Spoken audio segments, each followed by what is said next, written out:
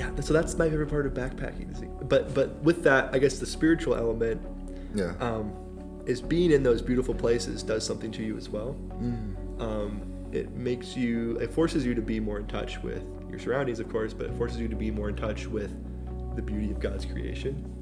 Like there have been moments where I've been in like some really beautiful places as a result. Like when I was in Denali, like I saw the peak of Denali Mountain, and I've never felt more in awe of creation before that point. Like it was just like such a high for me to see that. I felt it's just like you almost start crying. Wow. Because it's completely like flat, and then it's just the highest peak in North America. That's crazy. Absurd. And or like the Grand Canyon, like that's also just such a huge moment to see like the vastness in the like. It's like looking at the stars and thinking about how many there are out there, but way more tangible to see. It's just huge in front of you too. Yeah, it's just you can touch it, you can climb it. Yeah, I think it's so like interesting that you said that, because I just did a podcast with Romero. He was telling me that he was in a dark season of his life, like very dark, like kind of hit like rock bottom, and he was very depressed. He needed like an answer, and he tried to find it in alcohol. He tried to find it in sex, and he couldn't find it.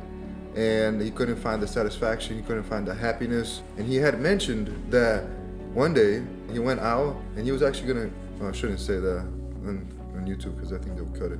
He tried to do something, he was very depressed. He tried to, one of the things that saved him was nature. He said that God spoke to him through creation.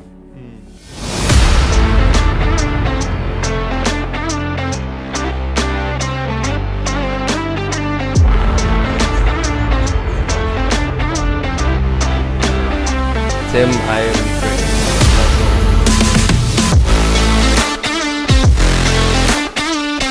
Yes, sir. Hey, buddy. Hey. Oh, we forgot to look at each other. Yes, sir. Splendid. There's nothing in my cup. We don't tell them that. They don't need to know. It's a little bit of movie magic. But yeah, bro, how you doing? How's life? You bring me all the way up to your apartment, 3 floors. No, actually. Put these cameras in my face. I bought you like 3,000 miles. I came of my own volition here. Wherever we are, I chose to be here. Bro, so where did you come from? Like, you came from the States, right? Yeah. Yes, I live there. Yes, sir. The United States. Yeah. Although they're seeming to be less and less united. Yup. But I'm from Indiana. Okay. The Hoosier State.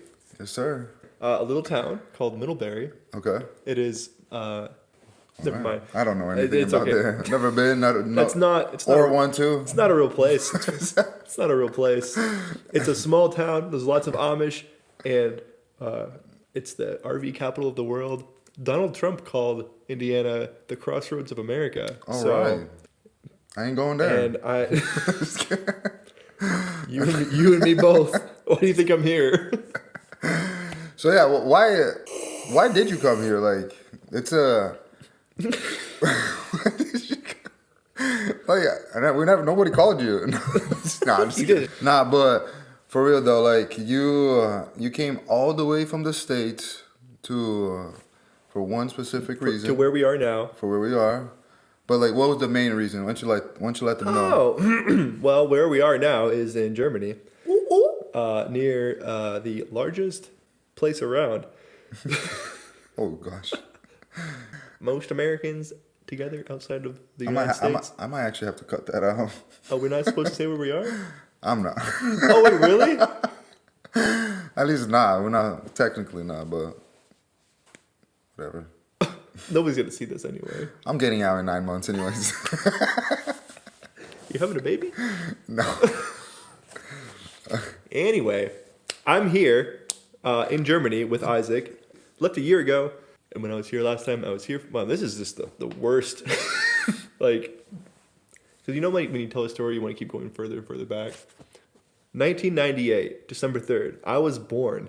Fast forward a few years to 2022, and I came here to Germany for a year to work as a missionary. And during my time here, I helped host 2 conferences, like a year apart, obviously. And so I came back last week, to help with another conference. Hey. So that's 3 years in running, 3 years of my life. Yeah. So this was my 3rd time helping with the conference. Yes, sir. And I was asked to come back, and I said, you know what, I can make that happen. So we made it happen, and I came back. And it's funny because did I send you the video, like the original video of like us inviting you? Yeah, you all were like... Oh man, I'm tagging that. I'm putting that in the video. Yo, Zach, we got a little message for you here. Hello. Yeah. Have to come back to Germany. to Revival 2024. Come to Revival 2024. We need you here. And be the co-host. You're going to be the co-host with me. Alright, you might not come anymore. You all, like, I got the video from you, and like the whole leadership team for the conference were all just like chanting my name. Yeah. No, I forget. I forget. No. They were just like... Do you remember how it was? Like I had a filter on it. Oh yeah. And I was like, the filter was like annoying I'm gonna to put me. I was annoyed. I was like, well, I think you were just like kept using the filter for like a bunch of posts around that time. Like, oh, Isaac's another filtery post. And I was like, they were like all saying no. That was me. It was cute. Here comes again. D'Souza. What? D'Souza messed up. No. No.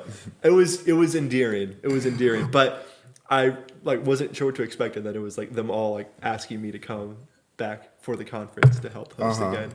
And I was like, how can I say no to all those beautiful faces? Bro, that was wild. Like that you came all the way from the States so you can come to the conference and see us as well, obviously, and see your friends.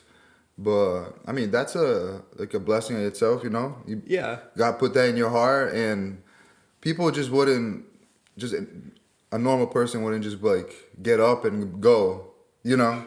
Like they'll have to like be like praying for a lot, and I prayed for a... You did, but like... I don't just shoot from the hip on everything. But like I think if I talked to one of my friends back in the States, and then, and I told them about like, hey, we're having a conference, and I think you'll be the perfect guy for like to help me. Would you come? I promise you, they will say no. That's what I'm saying. Like you're like, wow, that's actually awesome. Like that's something that I would love to do, and whatever way you can serve the Lord, you're there. You know. Yeah. That's the kind of guy you are. You know. Thank you. And you will go like just anywhere to wherever God is needed, like God's ministry is needed.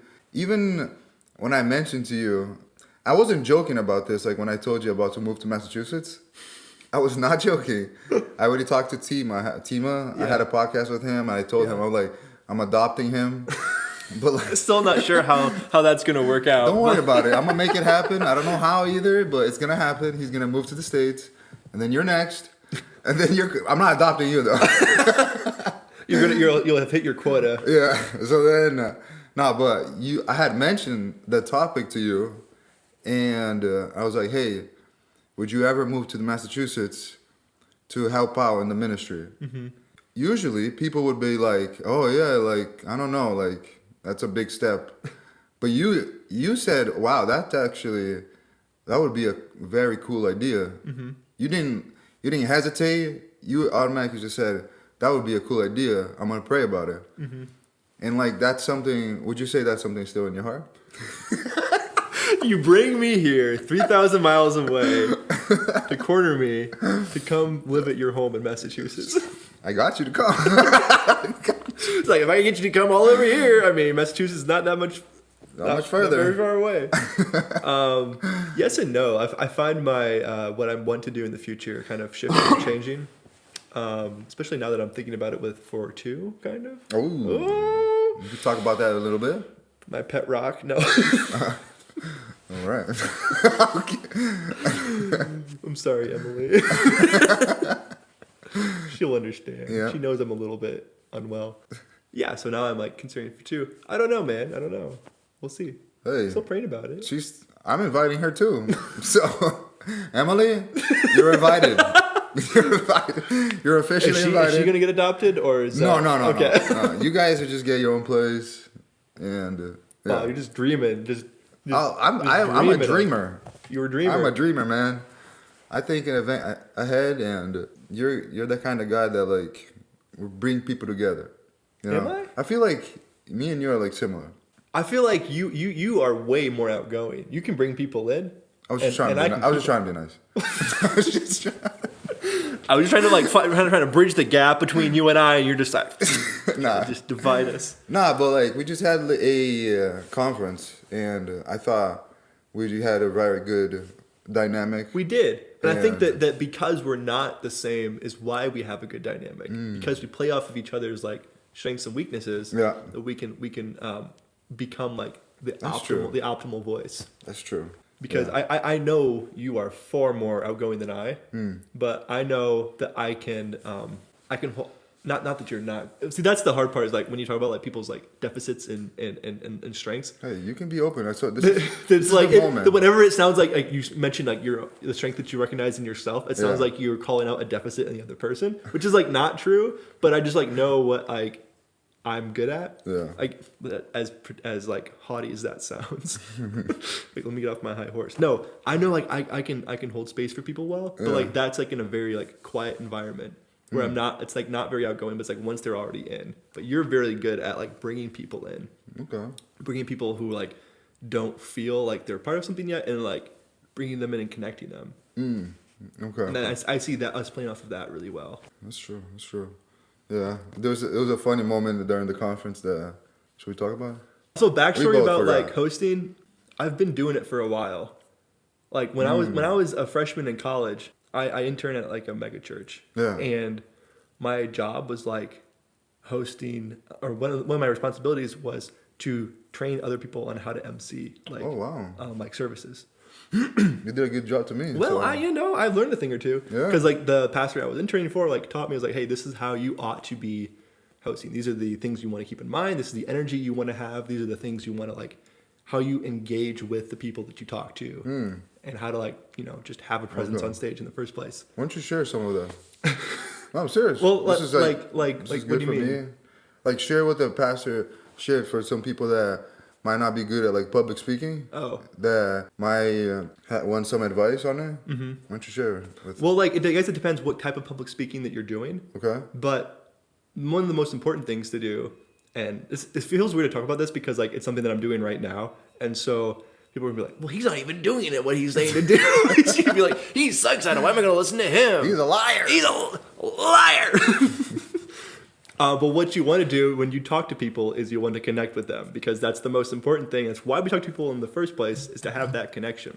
And one way to do that, obviously, is through talking. But then to gauge how you're doing, you want to look at them, which sounds silly, but like truthfully, if you're public speaking, you don't want to look at the crowd. You want to look at individual people. Because when you're looking at individual people, then you can get a reading for how they're responding to you. Much like I'm looking at you, having a conversation with you, and I can tell if you're interested. If you start like falling asleep or looking at your phone, it's like, okay, I'm losing their interest. How do I get it back?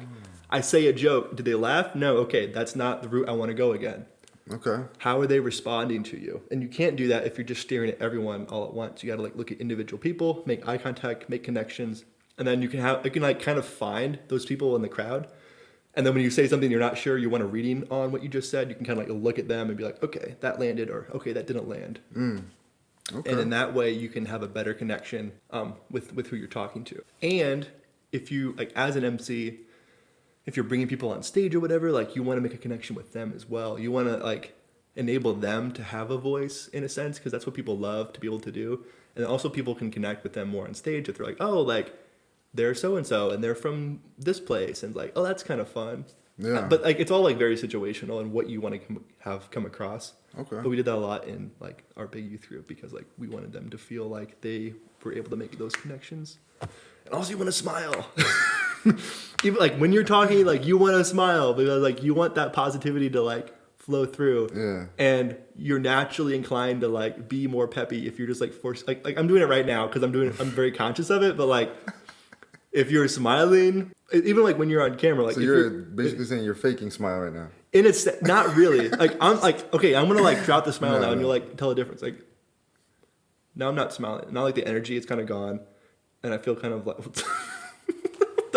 why are you looking at me like that? I was trying to practice. Right, but like even if you're not like I am super happy, like a smile can like naturally bring you into having that more energy. Yeah. And also you look even if the energy is there and you're not smiling. Smiling can like make you look more approachable.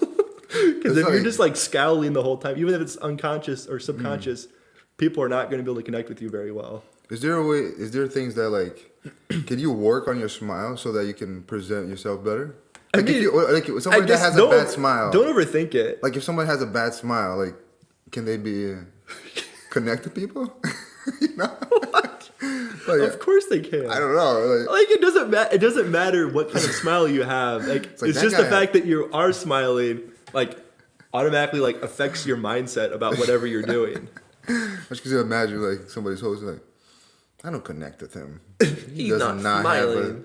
He doesn't have a nice smile. Well, if somebody in the crowd is just like really mean, like you're not gonna connect with them. You need a smile. It's a two-way street. Like if they're heckling you.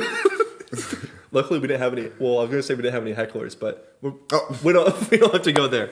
Yeah, you want to smile and you want to just present yourself in that way, and you want to slow down. Even though I'm talking like a million miles a minute, you want to like. At least for me, because I tend to talk fast when I'm nervous. Probably why I'm talking so fast now. Now I'm going to slow down. Yeah. Because you're always talking faster than how you feel when you're public speaking. At least in my experience. Okay. And it's okay to have some quiet space as well. And you can thoughtfully choose your next words. It's far better to do that than to use filler words. Okay. Like and but if you just slow down, have a few seconds of pause here and there, it makes you look like you know what you're talking about. Yeah. Rather than talking fast, then feeling frazzled that you have nothing to say in the blank space. Okay. What about so you came from the States, 3,000 Sure, yeah, 3,000. 3,000 miles around there? Something like that. Yeah. So then what has God been doing in your life since then? Like you were gone for a whole year. Oh, You yeah. went back home. You know, you just started new life back at home again. So what's God been doing in your life since then? I know something big happened. It starts with an E, ends with a Y. Want to know? No, I'm just kidding. I'm trying to think of any other word that fit that. But yeah, no. But what's been doing? What's going on? What been doing? What you been doing? What you been up to? I've been working. Yeah. I work at my church. Sir. Full time? Part time. Part time? And then I also am getting my master's degree, which Oh. feels kind of part time. Yeah. In theological studies. Yeah. Nerd. What a nerd. Let's debate right now. I don't want to embarrass you. Thank you. Let's not do it. That's not my style. I don't embarrass wanna people. embarrass I people. don't want to shame you Yeah. in front of your girlfriend. And my audience. My two audience that's gonna Both be of watching. them. No, once I'm on there, it's gonna be.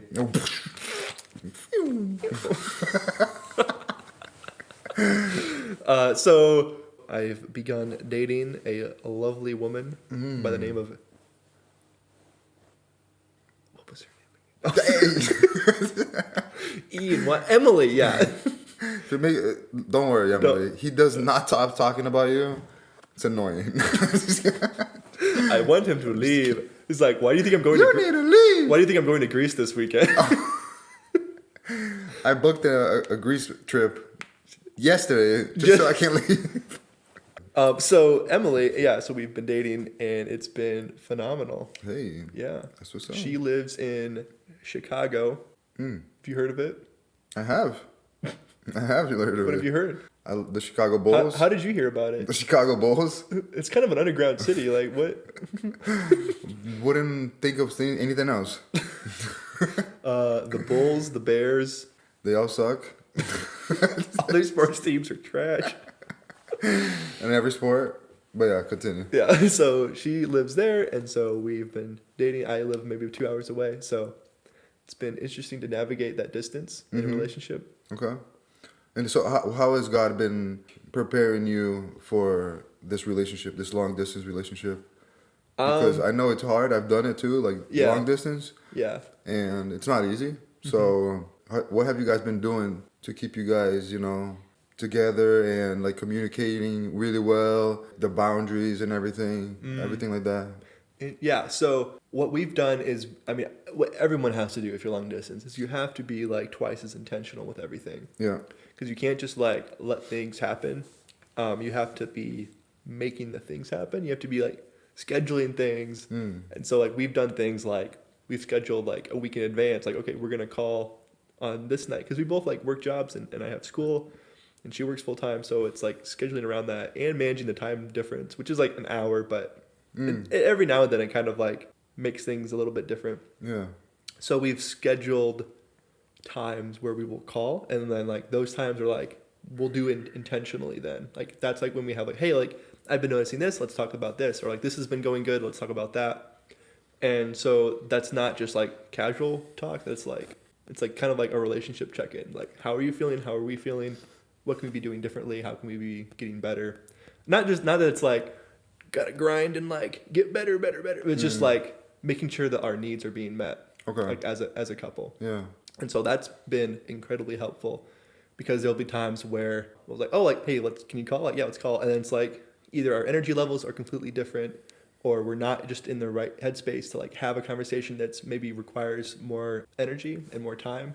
Having something scheduled like is far better so that those calls, like we can like check in, like, hey, like, are you okay if we talk about this?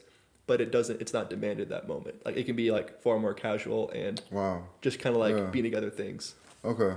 So you're saying like being able to say no to certain times, like if you're busy, be like, hey, I'm busy right now. Yeah, I'm busy, or if you are just letting the other person know like your current energy level, because if you are, I mean, if it's something super important, like obviously that always you can always talk about that. But if it's just like something that can wait, it's like, hey, like I'm really not in a good headspace to like be discussing this right now. We'll just put a pin in it and like bring it up either like during the time when we're like scheduled to talk about it or just another time. Yeah, I feel like some people, they might struggle with that, getting used to doing long distance. Like after doing long distance for a while, they start like realizing like, oh, like I really want to talk to this person, but then they might not be on the same page. So then they're like, okay, I want to talk to her now, but then she can be like, no, like this is not a good time. He needs to understand, or she needs to understand that might not be a good time for them. And I thought that was a problem with me. That was like my first girlfriend at the time, and I always wanted to talk to her. And I think that like maybe affected me a little bit, like communicating wise. Yeah. And I mean, like there's never a time where we don't want to talk to each other. We always like want to be together and talk to each other. Yeah. And I mean, maybe that's just because we're like in the early stages of relationship. In the honeymoon stage. Could be. Yeah. But I'm no expert, and I'm constantly talking to people to learn more. And I'm like, hey, like this happened, and like how should I navigate this, and what should my mindset be about that? And so like I'm constantly like trying to get help. I mean, I think you're doing it right. So I've been connecting with people to try to like ask questions and figure out how I can better myself in that way. But yeah, we always want to talk to each other. It's just a matter of there's like different levels and different kinds of conversations that you have with a partner, and some of them require more effort and energy and thought.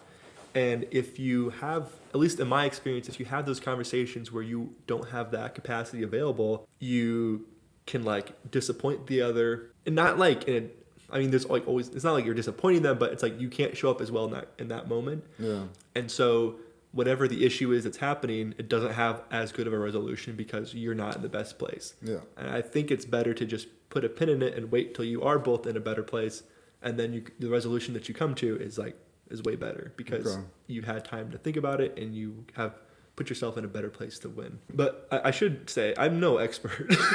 Like, this is my first real relationship. Hey. And I'm learning. Amen. Yeah. Amen. And if you don't mind me giving you an advice. Oh, you got a word? You got a word? Hopefully it's a good one. Do I have to take it? You don't. Okay. So one of the things I did wrong was, like you mentioned, like you're learning, you're asking people. Mm-hmm. I think that's like the best thing you can do.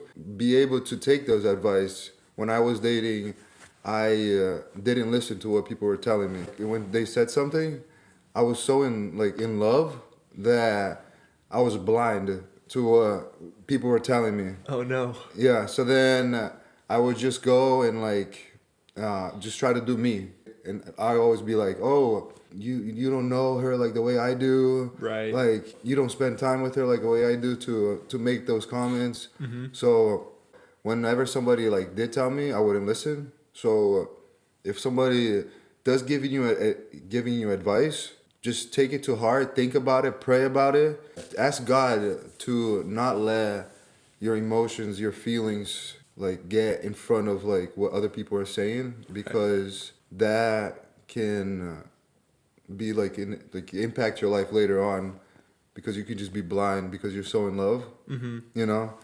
And I've done that before, not with Emily, but with in the past, and it's been I'm just feeling the absolute worst, lowest point of my life, and you're not taking advice, maybe she's not the one for you, just here's a thought, because you're depressed. It's that was a big sign.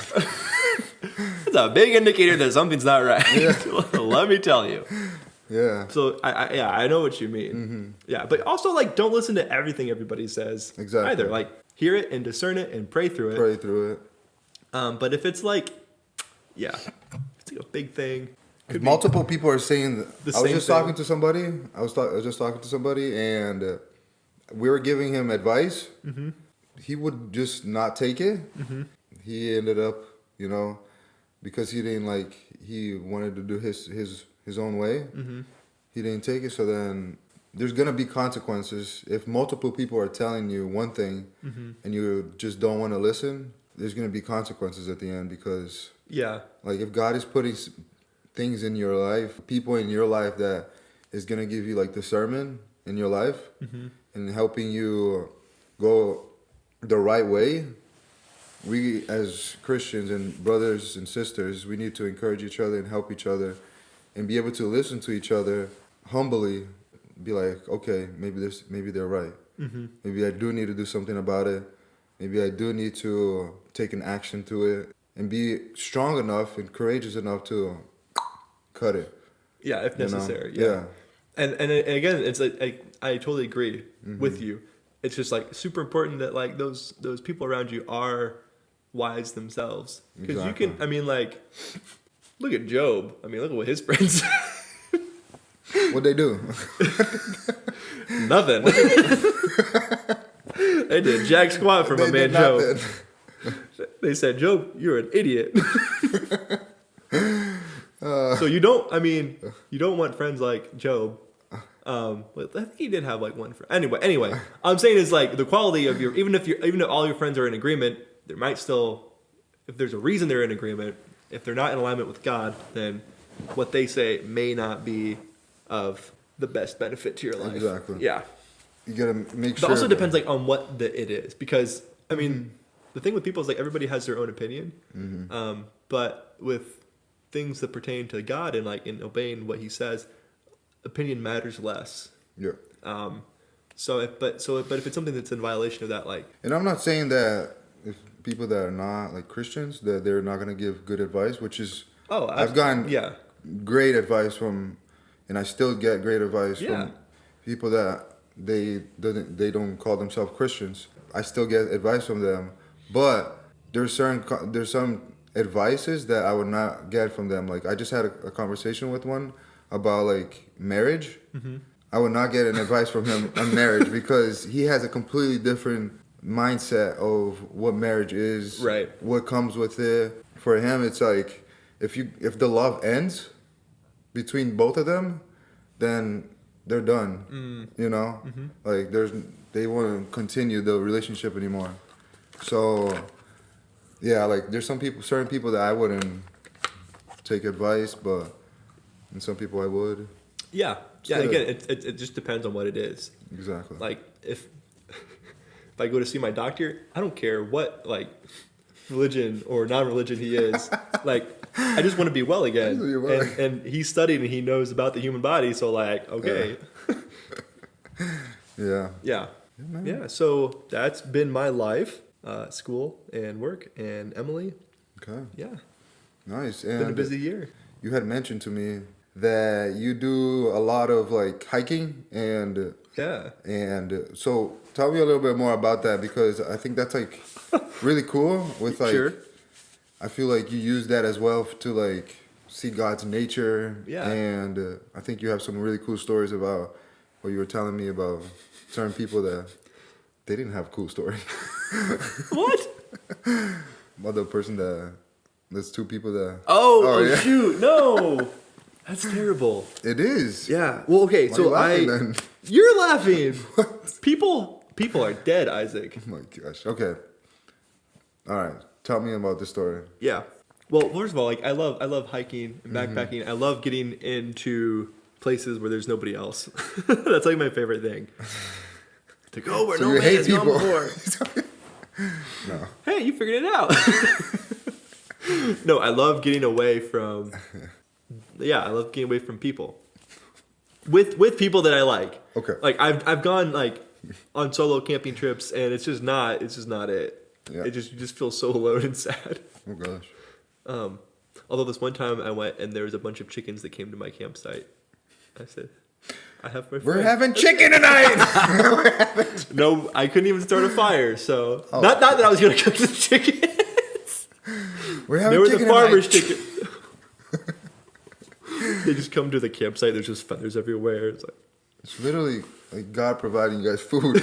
You didn't take it. Abraham and Isaac, man. It's like we don't need a sacrifice.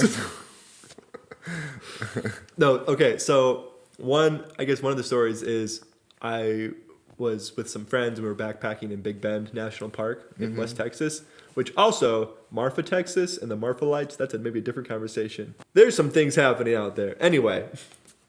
Should we tell about it? Like, Well, like, okay, so there's this phenomenon that happens in Marfa, Texas, where people see lights on the horizon and they move around and change color and move up and down. And people don't know why, but it's been happening there for like, I don't know, like over 100 years.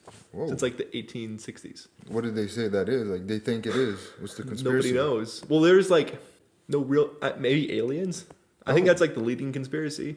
Okay. But like literally like, in Marfa, Texas, if you go there, there is a structure that they've built called like the Marfa Lights Viewing Center. And they spent over $1 million constructing this like platform with like bathrooms and like everything, like overlooking a field where they are most often sighted, Okay. and people can see them. Oh wow. We went there one night. We didn't see any. We stayed there for a few hours, but it was cold. Is it the Nephilim? No. You think it was? No, Maybe they live there.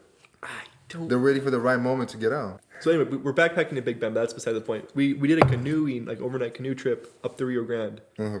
or Rio Grande. Okay. I don't know how you, Rio however you want Grande. to pronounce it. Rio Grande. And our guide that picked us up from the river, Okay.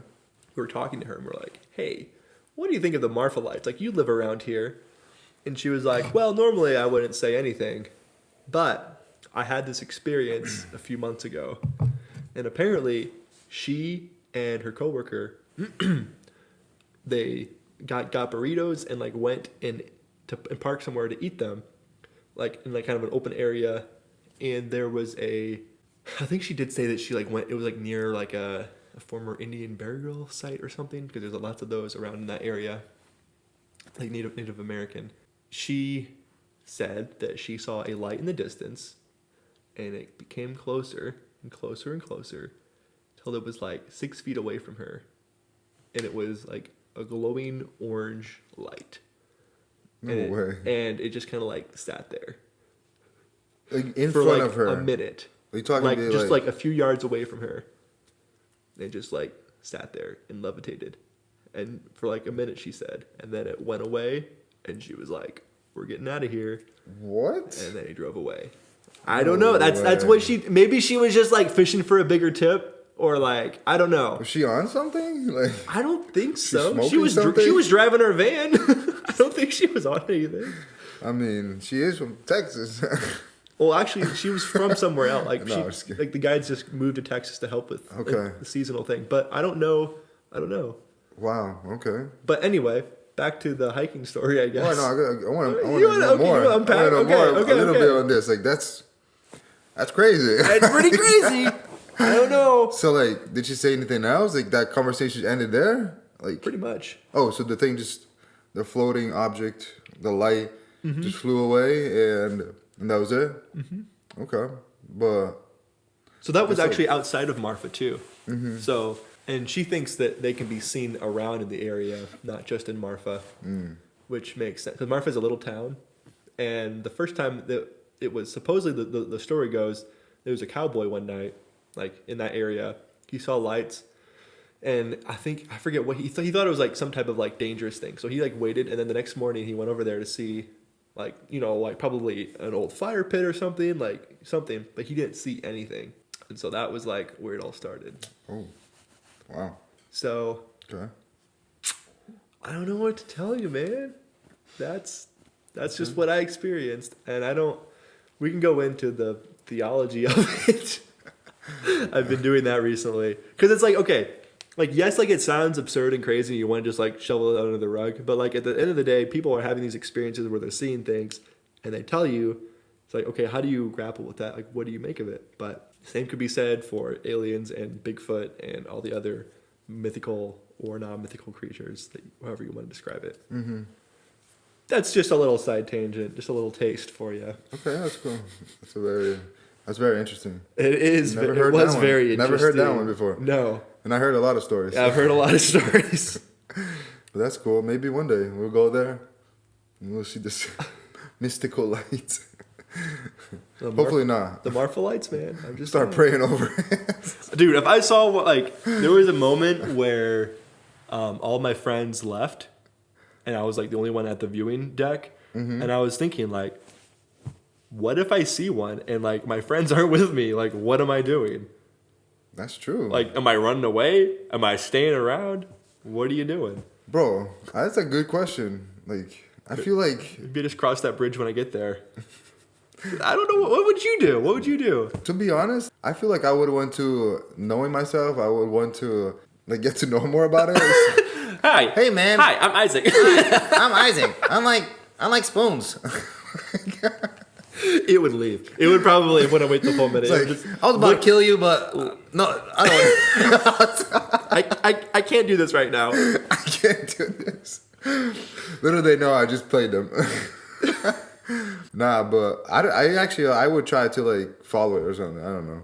Because if I saw something Take crazy, me home with you. if I saw something crazy, I'll definitely try to like see what it is. Like get to the bottom of like definitely get my camera out and just start recording. I think that's like one Maybe of the, start praying.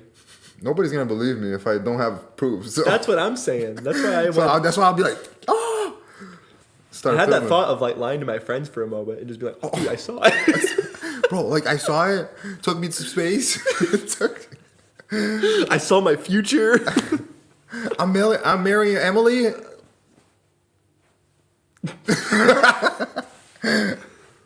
You gotta dab me up. She's watching. Let me see if it's still filming. We're good. Okay. So yeah, that's crazy. Okay, so you were dating. That happened. Yeah. So That also crazy story? that same guide told us about a wonderful hike we could do, where I think it was like 8 to 10 miles along this trail, and then we would camp on the Rio Grande, at the end of it. But this hike that we did was like super dangerous, really rocky and rough. And there's like no spots for shade, and there's no point in which you can like refill your water. So it's not something you do in certain seasons of the year because it's just too hot and you'll die. Or you'll like have the severe risk of like heat stroke or something. Dehydration is super common in Big Bend. But we were like in spring and it was unseasonably cool. So we felt comfortable to do it. So we started earlier in the morning and did the whole thing and came back. And it was good. It was really hard, but it was beautiful. Like camping near the Rio Grande, and like there was like a herd of like wild donkeys nearby. It was like really cool. We swam in the river. Oh wow! It was a really fun time. But then a few months or weeks later, a news story came out that I think a father and his son hiked it, and they did not have enough water, and they actually like passed as a result. Oh wow! And so that like really freaked me out because like I knew how much I was struggling. Like I knew I had enough water and that I was with people, but it really kind of scares you to like hear that like you just did this thing and the other people did this thing and it didn't work out for them. Dang. That's kind of scary. That is scary. In my opinion, like it's still just a matter of being careful and knowing what you're capable of and knowing the conditions and what to expect and doing the proper research beforehand. Okay. But even still, like things can happen. They can come up that you're not prepared for. Like you can twist your ankle and then like, okay, now what do you do? Because you're 8 miles in. Dang, that's true. Like, what do you do? I I mean, never thought about that. worst comes to worst, I had a satellite phone, Okay. and also worst comes to worst, all of my friends could have made it to the road within a day. Okay. Like, so like being with people is a huge That's plus. You need to do it. If you're doing adventures, do it with other people. And also having a satellite phone if you're really going off the grid, which even then we weren't really off the grid because it's always just like a day's walk back. In my opinion, that's not really. But anything can happen. Like it's rocky and rough. Yeah. So yeah, that's how we were prepared. That's how we made sure we were safe. Okay. That's crazy. Yeah, but I love doing stuff like that. So with like, what's it called again? Backpacking? Yeah, backpacking. Yeah. Do you see anything with like spiritually? Yeah, I see. How does that affect you spiritually? So my favorite part about backpacking is like the self-sustainability that you have to do. It forces you to be aware of the smallest things going on with your body and with your surroundings. And so like you have to make sure. So like we did a backpacking trip in Alaska. So we're in Denali National Park camping for like I think it was like 5 days, like 4 nights, like in the backcountry. And I mean, I know people do longer, but whatever. What you had to do was like obviously like make sure you have enough food, make sure you have, you know, your water filter and your tent and your rain gear and your layers and your, you know, have your sleeping bag and like all this stuff, and make sure everything's functional, nothing's broken or no straps are broken. Like everything matters so much when you can't just be like, oh, I'm just gonna Amazon Prime this. Or delivered here. just gonna like run to the pantry and grab something. Like you have to make sure that what you have on your back is what you need to sustain yourself, and you have everything needed. You have your aid kit, like everything squared away. Your battery packs are charged, like, and that way. And then when you're out there, you're just like taking care of yourself with like what you brought, and you can just exist. And that to me is like just so cool. I just get in touch with part of myself that like doesn't come out otherwise. That's actually really cool. Yeah. I'm not gonna lie. I would love to do that. Maybe one day we can do it Pull together. up. We'll go to Marfa. Bro, I'm pulling up. Pull up. Yeah. I would love to do that with my future spouse. Like that's something that I actually really want to do. Like be able to go on these hikes, be able to travel, do like stuff like that. Just Oh, pack. because you're single, right? I am. Oh. I am. Good morning. Oh. It says good morning on your Good cup. morning. And Reddit Domingo. I'm just kidding. I'm cutting that out. Yeah, no. No, yeah, like that's really cool. Yeah, like Yeah, I'd Emily love to do. That's like something in my dream to do. Yeah, Emily and I both love traveling, and like that's something that, like we're both excited for. To be able to travel in the future. Oh yeah. Yeah. So that's my favorite part of backpacking. But with that, I guess the spiritual element Yeah. is being in those beautiful places does something to you as well. It forces you to be more in touch with your surroundings, of course, but it forces you to be more in touch with the beauty of God's creation. Like there have been moments where I've been in like some really beautiful places as a result. Like when I was in Denali, like I saw the peak of Denali Mountain, and I've never felt more in awe of creation before that point. Like it was just like such a high for me to see that. It's just like you almost start crying. Wow. Because it's completely like flat, and then it's just the highest peak in North America. That's crazy. Absurd. And more like the Grand Canyon, like that's also just such a huge moment to see like the vastness in the like. It's like looking at the stars and thinking about how many there are out there, but way more tangible to see. It's just huge. In front of you too. Yeah, it's just you can touch it, you can climb it. Yeah, I think it's so like interesting that you said that because I just did a podcast with Romero. He was telling me that he was in a dark season of his life, like very dark, like kind of hit like rock bottom, and he was very depressed. He needed like an answer, and he tried to find it in alcohol. He tried to find it in sex, and he couldn't find it. And he couldn't find the satisfaction. He couldn't find the happiness. And he had mentioned that one day he went out and he was actually gonna, well, I shouldn't say that on YouTube because I think they'll cut it. He tried to do something. He was very depressed. He tried to, one of the things that saved him was nature. He said he went for a walk and he was out it's here in Germany. He went out into like a place in Germany that was beautiful. Like the site was just gorgeous. And because of that, he said that God spoke to him through creation. That's beautiful. And that day, he was like, I need to have a relationship with God. It makes sense. Yeah. It makes sense. That day, bro, like he like completely changed his life and like he started getting closer to God. He started telling me that no longer wants to live in this world. Like there's things that he needs to work on and he's working on it. He's seeking God through like reading scripture, through finding brothers and sisters that is going to help him grow in his relationship with God. People don't need anything else. His creation already gives us his glorious, his greatness through his creation. Like you see it so evidently. Yeah. Yeah. Like his display of his and the intricacy of creation. Yeah. That's beautiful. And if you ever come to Germany, that's one thing that I say, like Germany is very beautiful.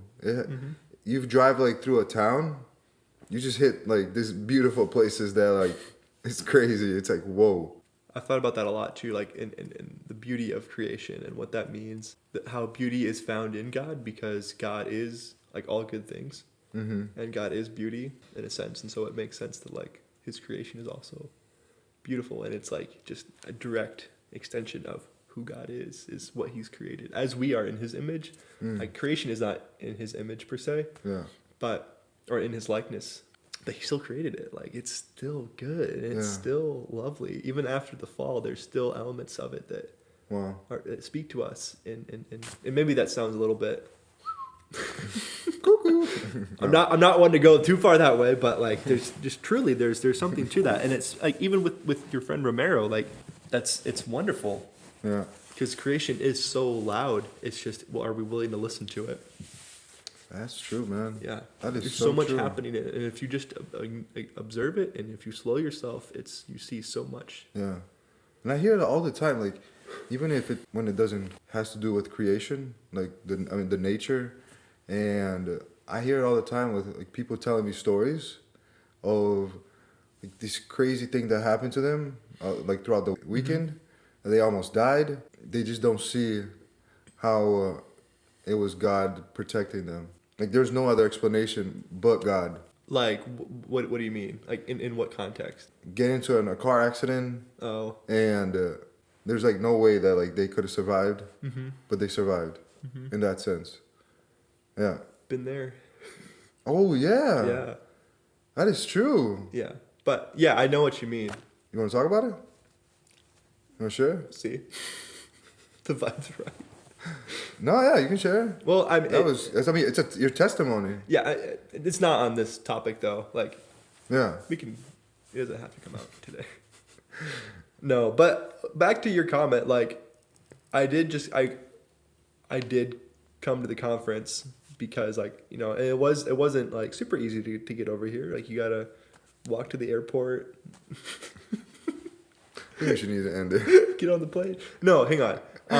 But I'm used to doing that. Mm-hmm. Like, I enjoy traveling and I enjoy doing things that feels like what God's calling me to do. Mm-hmm. And when you asked me to like help out with it, at first I was like, oh, I don't know about that. I really was like on the fence about doing it.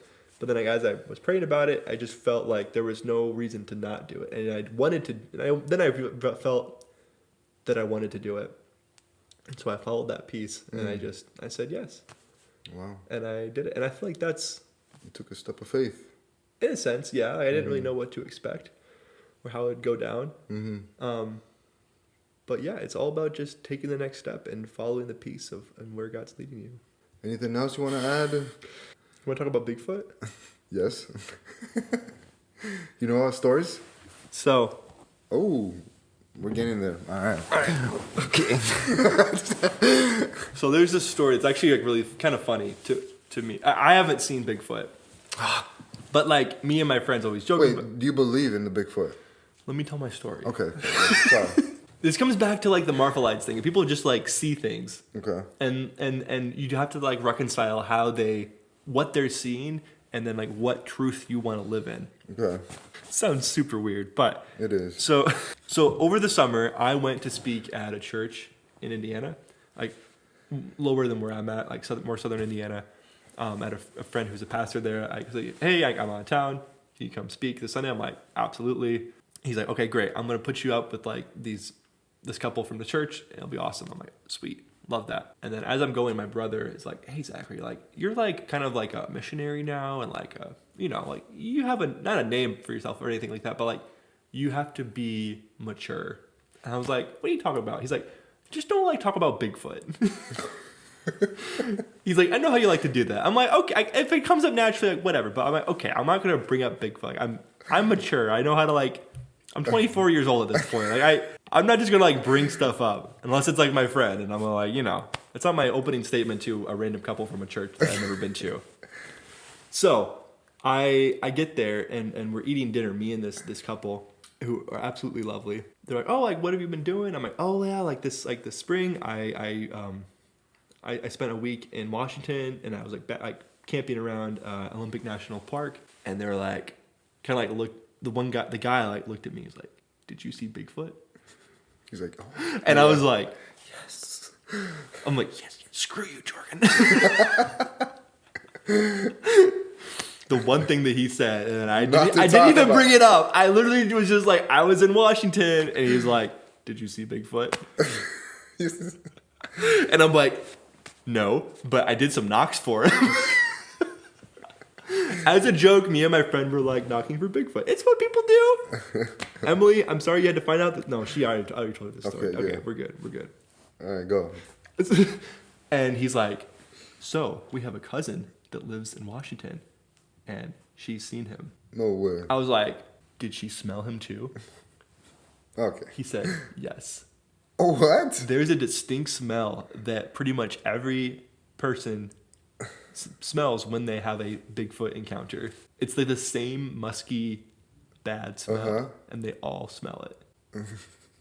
And she smelled it. So she smelled it and saw it. She was riding her horse, I think in the morning maybe. She saw a figure ahead on the trail that was kind of like walking, and she thought that he was like carrying two like buckets filled with stuff because the way he was swinging his arms. But as she got closer, she realized that there were no buckets, but it was hands, and she saw like it was like very hairy. Then it just like went down into the ravine, and she never saw it again, but she smelled it too. What? And I was That's like, wild. I was like, well, I don't know. What do you do with that? She didn't have a phone, nothing. Like, She I think that's crazy though. Like, so many people they bring up that they seen Bigfoot, but not one person. I know.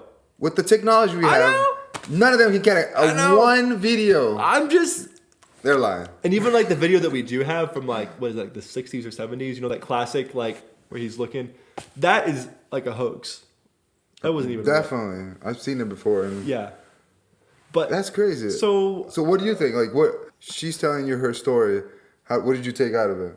well, she didn't. Yeah. So he told me that, and I was like, what did you say to him? I just said like, that's crazy, man. That's crazy. That's crazy. No, I didn't say anything. I was just like, You're like, I was like, yeah. Like, I don't know what do you do with people have these stories of having these encounters. Like, do you just tell them that they're crazy? yeah. Or how do you take it as there's maybe some truth in it? Is it really the Bigfoot that we've like made in our minds? Are there a whole species of Bigfoot that are like 2,000 strong in North America? Or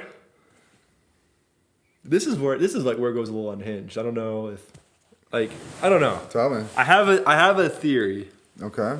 So since this is a Christian podcast, Okay. okay. I mean, yeah. It's a Christian, but it's open for anyone. Well, I'm not saying I'm not a Christian. Okay. But I'm just saying, like, in the realm of spirituality, Okay. the characteristics of Bigfoot being never really seen but experienced remind me of how like angels and demons are experienced. So Okay. like maybe, and again, that sounds crazy, but like if you just, how do you handle all the stories that agree with each other about seeing the same thing, and as well as like the Marphalites? Okay. But you don't have video evidence of either of these things, yet you have all of these personal testimonies of them happening. And they agree with one another. I was literally about to ask you. It was like with that story of the light and the Bigfoot, like. And there's like Yeah. there's like others like folklore too. Like there's, you know, like the Skinwalker Ranch, and there's the swamp The swamp what? the swamp. There's Bigfoot's cousin, like the swamp one, and Okay. whatever's in Florida, like down in the bayou. Like there's another Bigfoot that's like supposedly exists there. People just see the weird different things around, but they give them like this like folklore, and that's what they believe. So it's like kind of spiritual. And it's like, how do these things exist without us? Like we've never found a Bigfoot carcass. You know, like Yeah. like how does that happen? Are they burying their dead? Are they? Like these are very genius Bigfoots because, like, no one's No ever one's seen catch them. them. Like, it's like, but that's they're like genius. It's like then. too good. It's like, okay, like They're ninjas. like aliens. Yeah. Like I've had conversations with elderly people who were like, "Oh yeah, like my neighbor saw a UFO come down into his cow pasture," and it's like, what do you do with that? Exactly. How do you hold that with the rest of your worldview, your theology? Just be like, oh, that's crazy, just ignore it? Or do you like, okay, maybe there is something more spiritual going on? Yeah. That would explain a lot. But then again, it's like, what side of it is it on? Are we to decide that? I'm not asserting anything. I'm just bringing up my hypothesis and what I've been thinking of. If I was forced to reconcile all these other people's sightings and viewings of these weird things happening into my worldview, that is maybe the avenue I would go. Yeah. But I'm not asserting that because I don't want to be. I personally think that all these accusations of like aliens being real and all that, like they exist. They found evidence. They found like, you know, like their bodies and everything. Like, they have it hidden in Area 51 and like that, those Yeah. craziness. I personally don't believe it's like actual aliens, like those creepy little looking. I'm gonna eat your brains. Like none of that. I believe it's like demons. Oh, well, Yeah, that could maybe make sense. me personally. And I'll do another. And podcast. on that note, No, I'm definitely gonna do another podcast. Demonology. No, but I actually wanted to do a podcast on that and how the world is thinking that the aliens are coming and they're gonna take everyone, right? wait, who's thinking that? Who's your circle? Who's saying this? Me and my friend. No, it's not that people are saying this is what I think. So, and what I've been like reading. What have you been reading? Don't worry about it. So, no, so think about it. So, In the Bible, it talks about how at the end of time there's going to be the rapture, and everyone that's accepted Jesus as their Lord and Savior will be risen, and everyone that didn't will stay for the tribulation. Okay. When that happens, they're gonna need, I don't know, let's just say like the government, they're gonna need an explanation that is gonna be like, okay, it wasn't actually God that did this. This was nothing spiritual, because they're gonna still have time to accept Jesus in those 7 years. So they're gonna, the devil doesn't want them to think like, okay, there's still time for them to accept Jesus in those 7 years. It's gonna be hard, very hard, because he's gonna reveal his true self, the Antichrist, and so it's gonna be very hard. So then they're gonna try to use something else that's gonna be like, okay, it wasn't actually the rapture, it was aliens that came and took all those people. What'd you think?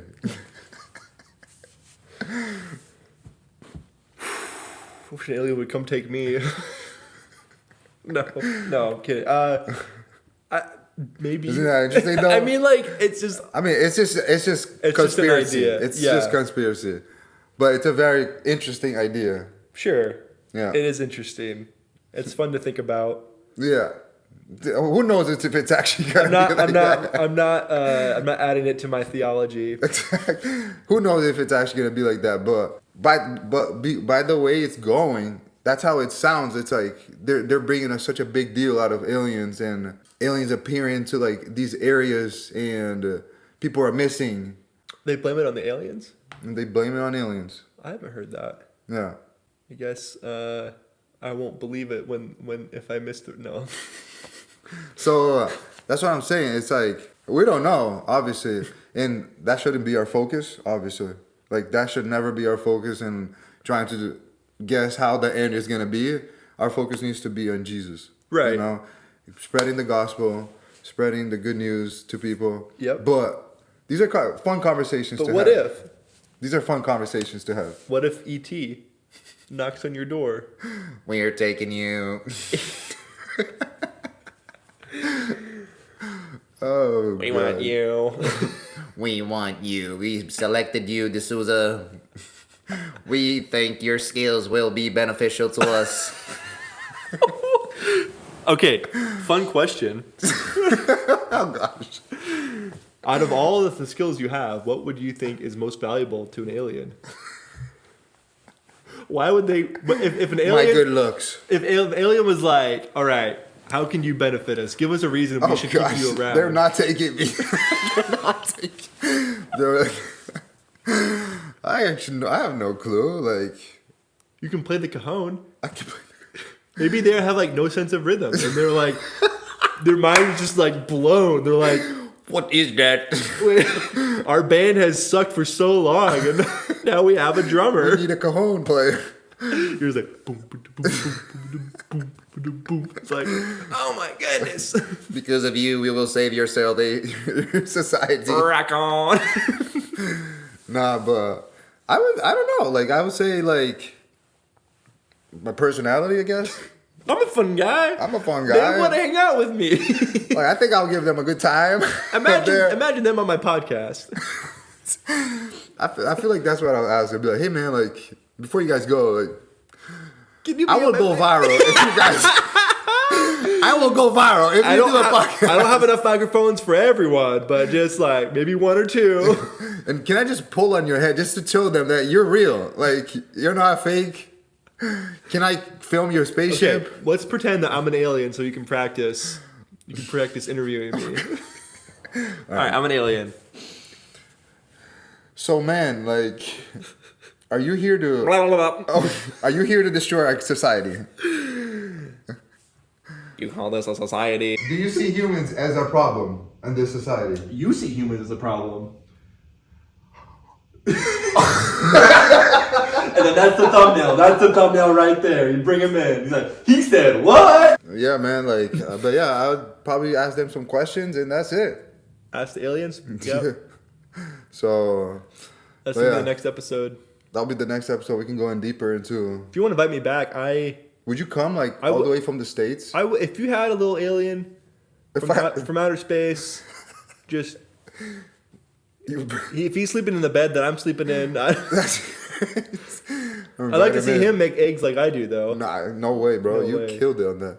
All right, bro. Thank you for coming. I had a very interesting conversation. Loved it. Yeah, thank you for sharing your story, your testimony. Pleasure is mine. And we're definitely gonna do a second one day. Continue this conversation of aliens and Maybe you'll have. maybe you'll be married by then too. In the name of Jesus. Yeah, So next week we're at the same time podcast. I mean, I'm down if you stay. I'll be here. I'll be here. But yeah, man, it was great having you, and I'll be praying for you in this relationship that you have. Oh, yeah. I know it's something that you desired and you prayed for, and God's been really blessing you guys. And I can't wait to see what He's going to do in this relationship.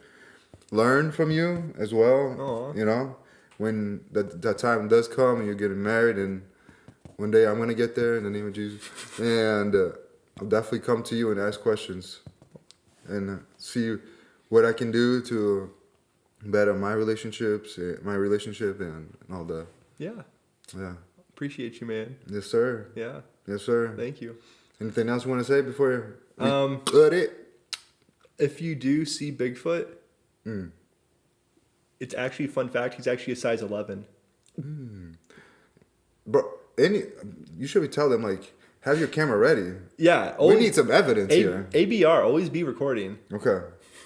I say we need, like, cameras everywhere. No, I'm just kidding. No, that's terrible. You know what? You know, like China has so many cameras everywhere. There's like the cameras outnumber the citizens. Oh, gosh. Doesn't it? I maybe have That's to look it wild. up. No, I believe it. But maybe they've got footage of Bigfoot. It never came out, so. But yeah. Maybe we can cut that part. It's a weird place to end. Yeah. All right, brother. Thank you. All right. Oh, that's what I'm talking All right. about. I'll start walking home. All right, man. Have a good day.